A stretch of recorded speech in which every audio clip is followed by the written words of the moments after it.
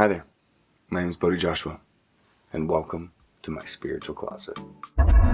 In this video, I want to touch on a subject that can get really heated. That's spirituality and cultural appropriation. Now, first off, we've got to define what actually cultural appropriation is. So, let me read it. Cultural appropriation.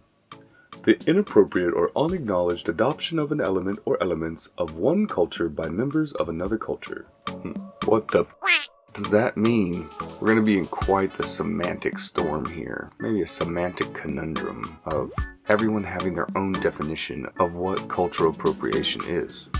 Now, a stereotypical situation of cultural appropriation would be when someone is wearing something cultural as a costume or part of their fashion and has no regard for what it was for, what it means, the people, the culture that it came from, or the pains and atrocities these people have been through, especially when it's an Anglo-Saxon white female model or male model wearing a headdress for a photo shoot.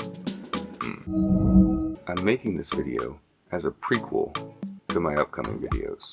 We're going to be touching on shamanism and different types of spirituality that I'm sure will raise some traditionalist saying that I'm a very white man and what business do I have talking about these subjects.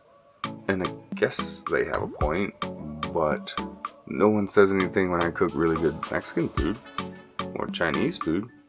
No one says, "No, that's not true." When I was in Mexico and I cooked enchiladas, they went, "Gringo?" And of course, but I love Mexican food, so I'm definitely going to cook it for however Anglo-Saxon I am. I mean, folks, I'm like 65% Scottish. Like, what are we going to do with that?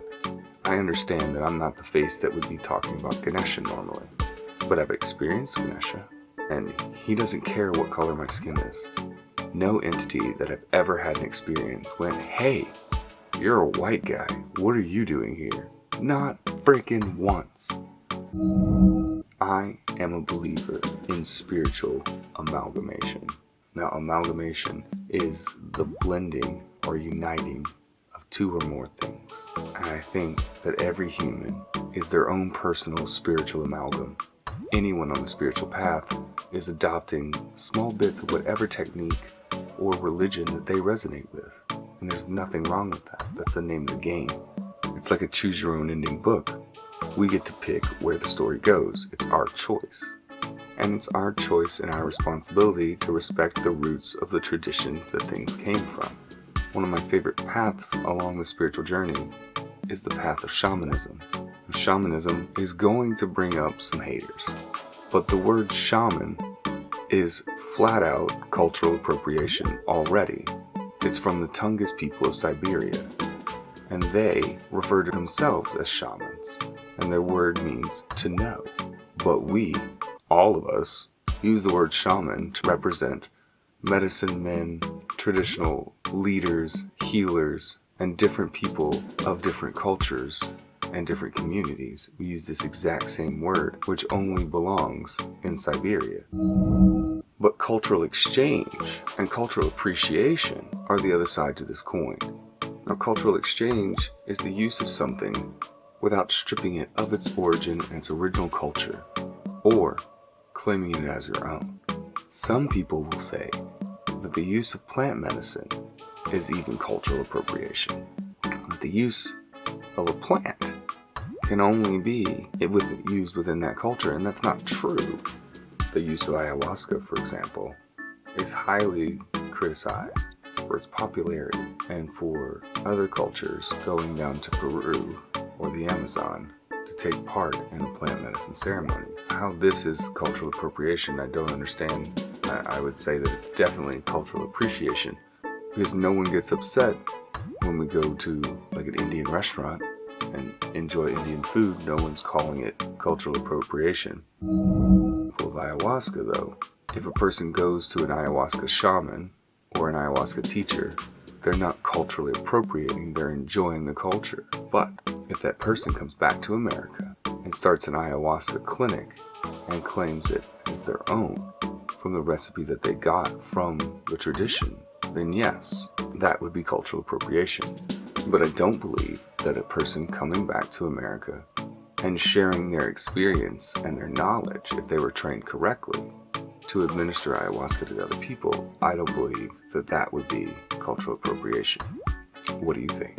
On this channel, I want to respect all cultures and all beliefs, and I believe that the human race itself is a pure amalgamation of all of our cultures, and that we as the human race will have to develop our own individualized paths forward.